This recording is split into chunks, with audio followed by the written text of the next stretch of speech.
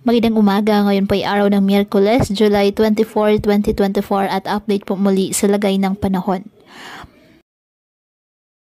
Ayon po sa Pag-asa, patuloy pa rin ngayon na binomonitor ang bagyong Karina na nasa loob pa rin ng ating Philippine Area of Responsibility. Patuloy pa rin ito na hinahatak o pinapalakas ang hanging habagat o southwest monsoon na kung saan ay nakakaapekto pa rin sa halos buong bansa. Ang bagyong Karina ay hindi inaasahang tatama sa namang bahagi ng ating kalupaan, ngunit patuloy po nito na pinapalakas ang habagat na siya namang magpapaulan sa malaking bahagi ng ating bansa.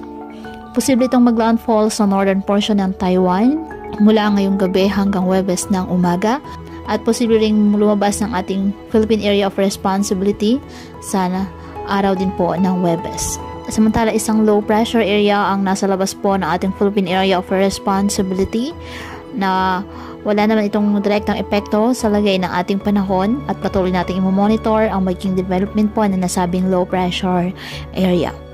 Ngayong araw, asahan po ang mga pag-ulan dyan sa Batanes, Babuyan Islands, the northern and eastern portion of mainland Cagayan, Ilocos Sur, Ilocos Norte, La Union, Abra, Benguet, Apayao, the eastern portion of Isabela, at nalalabing bahagi ng Cagayan.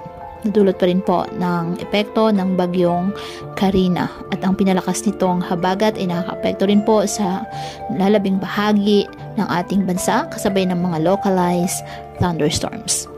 Kaya patuloy po natin na pinag-iingat ang ating mga kababayan sa banta po ng mga pagbaha at pagguho ng lupa, lalo na po kapag may malalakas na ulan, at ugaliin na magdala palagi ng payong o kahit anumang panangga sa ulan sa tuwing lalabas po ng ating mga tahanan.